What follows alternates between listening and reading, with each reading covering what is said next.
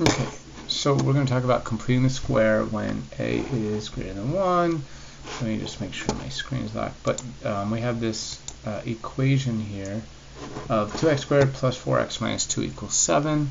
When we are talking about it, we want the equations to start out in standard form as best as we can. Completing the square, there will be some rearranging. If you watched my video when a equals 1, it's probably best, or watching some other videos. And then we're going to transform it into vertex form. So completing the square allows us to move from standard form into vertex form, which is useful for making sense of things. So we have two uses. First, we can find the solutions, and we can find the vertex of completing the square. Now, there are other techniques, but I'm just showing this one in this moment because it's useful, but I would definitely avoid completing the square for solving or for vertex. Just when a is greater than 1, I would use it when a is 1 always. But so let's start with the process. So I'm going to move 2 over, and the point behind it is now I have this 2x squared plus 4x equals 9. But since I want to kind of format it like this, I notice that I have just the x terms over here, so I can factor out 2. And the reason why I want to do that, and I'll explain. Now, I can factor it in other ways, and what I mean by that is I could simply divide everything to just get the solutions. If I want just the solutions, I can do that. But I want to factor, so I need to kind of think of things slightly different. But so I pulled the 2 out of both these terms, and this is what I'm left over with. And now I'm going to kind of remember that I want to there's an x here, sorry. I want to add some term to this to make it a perfect square trinomial. So you got to remember your perfect square trinomial. So if you don't remember those, I recommend going back, watching a video on that. But x squared plus 2x, so what number should go in the box? Just as kind of a quick recap, it is half of the b value squared. So half of b is 1, and 1 squared is 1. So I'm adding 1 to both sides, right? And so when I add 1 to both sides, it looks pretty straightforward, assuming that I don't make any mistakes. So let's just make sure that okay, so we have to consider though that I'm adding 1 to the side, and I'm adding 1 to this side, but on this side I actually added 2. How come? Because when I go back to multiply that 1 by this number, it's going to become 2, which means I kind of have to multiply this side by 2 also, otherwise I'm not staying balanced. And so everything in algebra, we want to stay balanced, so the additive property of equality, that whatever I do to one side, I do to the other. So since this is going to be multiplied 2, I'm going to do that to the other side. I just kept it in parentheses with the box just to help us understand. And then, of course, over here we can factor this to x plus 1 squared, because that's a perfect square trinomial. And on the other side, we'd end up with 9 plus 2, which is 11. And so from here, you have two uses. You can find the solution by taking the square root of both sides, or you can find the vertex by moving the number back to the other side. So if we find the vertex, well, let's do that first, right? Two uses. This is first use. This is second use. And it really doesn't matter the order of the uses. But so I'm going to start with the second one just because that means just move it back, and I end up with this. Plus 1 squared minus 11 equals 0. And if I go back to this format, I should remember that HK is the vertex, which means that this value 111 or negative 11 and 1 is the vertex. However, it's not actually 1. The minus sign here tells me that something happened, so I must have changed it. So I must have plugged in a minus 1 and minus 11. And so that would be the vertex of my graph. And so when I sketch this graph, I know I have a point at minus 1 and then minus 11 somewhere over here. Alright, now let's kind of figure out a couple of more things, and that will kind of help us kind of figure things out a little bit in terms of how things are looking.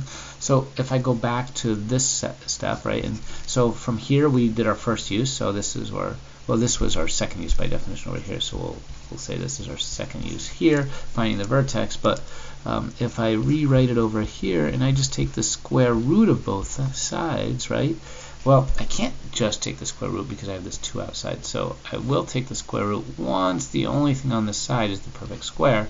So now I can take the square root of both sides because 2 is on the other side, and so now I can take the square root of that, and there'll be nothing on this side except for rational values, and then plus or minus 5.5 on this side, and then I need to subtract 1 from both sides, and I end up with -1 plus or minus the square root of 5.5. And the square root of 5.5, well, if we use a calculator, that will be able to guide us, even if we can kind of figure some of that out by our brain. But we can see that it rounds to 2.35, so I will round it to 2.35. Okay, and that means we have x equals -1 plus 2.35, and x equals -1 minus 2.35. So this equals 1.35 when we add those two numbers together, and this equals -3.35. Right? And so these are the points on the x and y axis. So what I graphed here was a big mistake, right? This is the HK. So this is -1 is the axis of symmetry. So I'm just getting ahead of myself and thinking all kinds of things. But 2, 3, 4, 5, 6, 7, 8, 9, 10, 11. So I did make a mistake earlier. I said that these are solutions, but they're not. I was talking vertex, and I called it vertex, and then I just graphed them because habit. So, but it's okay. I can now I can look at some other things, and I can see that if I move this 7 over, this will be -9. And from other stuff, you should have learned that that would be the y-intercept. And then I have this 1.35, so over here, and here's 2, so somewhere in the middle. So I can see that the graph goes something like that on this side, and -3.35, so -2, -3, -4, so somewhere in here, and so it's going to go just like that on this side. Yeah, it's not perfect, but this is the effective graph with my solutions right here. Those are our solutions, and we can see that the solutions are the points on the x-axis, so we'll put it right here. So this right here, this 1.35 and this -3.35 are these values right here in orange, kind of on the x-axis. And then this value right here, this -1, -11, is the vertex right down here. So we can kind of clarify that this location down here is -1, -11. And so that is vertex form.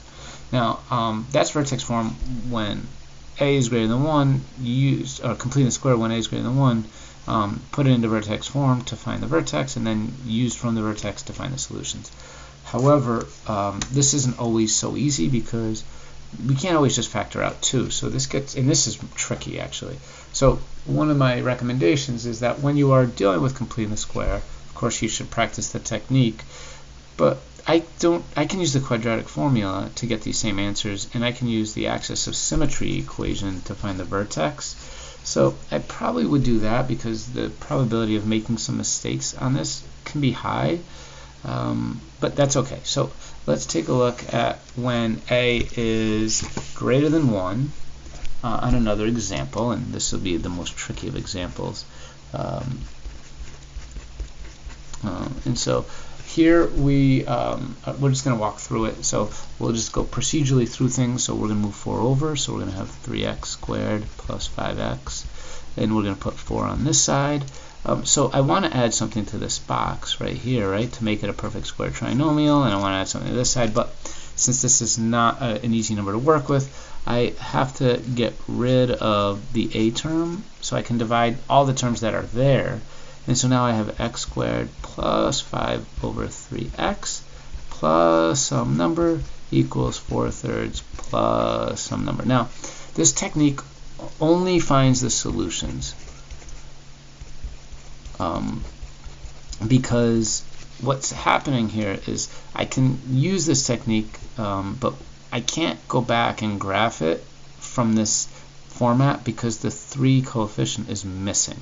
Now we can go back and rearrange things and kind of fix it, but just for purposes, once we get to the factored form like we did above, where I said there are 2 uses, we will not have that same functional option from this point here where we could go to the vertex and then we could go to the solutions.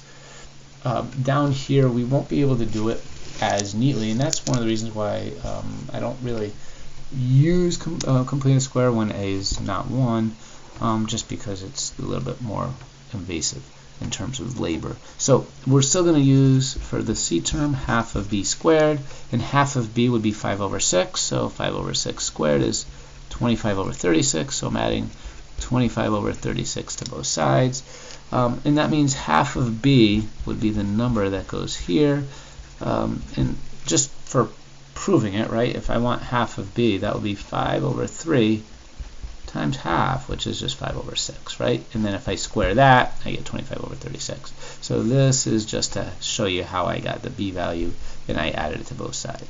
And then I'm going to add these two together, but I'm going to make it so they have the same denominator, since I can multiply the denominator here by 12 and the numerator by 12. Therefore, I keep this number 48 over 36 is the same as 4 over 3, and then 25 over 36, and because they both will have the same denominator, I can just add the numerators. So I end up with x plus 5 over 6. We have this squared, and it equals 73 over 36. Okay. So if I move this back to the other side, right, we would end up with what would look like potentially the vertex, but it's not actually the vertex in this situation quite so neatly, because the 3 is missing, so that had some effects. However, we can find the solutions from here very easily by going through the solution process. Okay, and so that becomes this side. We have x plus 5 over 6 equals the square root of 73, and of course plus or minus over 6. Why over 6? Because this 36 is a perfect square. So I can subtract 5 over 6 from both sides. This looks very tricky. So now I'm going to have, I'll bring this all over here, x equals negative 5, 6. I'm always putting the term I move first, plus or minus the square root of 73 over 6. And they share the same denominator, so I can write it as negative 5 plus or minus the square root of 73 over 6. So that means negative 5 plus the square root of 73 over 6, and negative 5 minus the square root of 73 over 6. And so we can kind of look at the calculator to help guide us here. And let's clear that just to verify. So I'm going to say 73 square roots.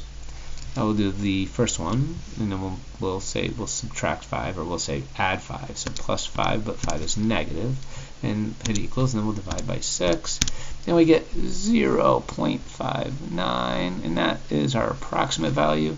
And then we'll do the same thing on the other one. Of course, 73 square roots. This time it's got to be negative, and then we're going to hit plus 5, negative 5, right? So we end up, and then we divide by 6, and we get negative 2.25. But we got to round it to the 10th, so we'll say negative 2.26. And these are our solutions on the graph that we're looking for. And so I would have if this is say 1, I'd have a point like here for this one, and this is negative 1, negative 2, negative 3. I'd have another point like right here. And this graph does face up, and I know it also has a y-intercept here of negative 4, so it'd be like 1, 2, 3, 4, so it'd be here. I don't know what the vertex is, and that's a little tricky to figure out from this process right here.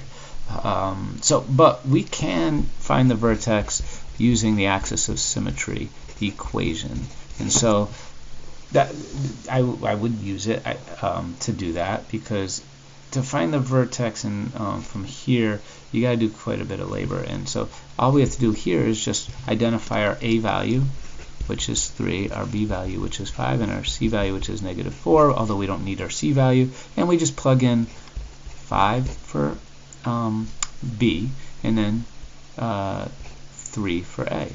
And we end up with negative 5 over 6, right?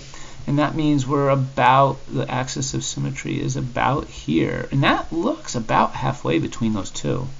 And then how do I find the location of that? Well, I'm going to plug in negative 5, 6 to the original equation, and we will see what we get. So this is going to become 3 times 25 over 36, which is 75 over 36, minus 25 over 6. So I'm going to say minus 150 over 36. So I'm just doing that.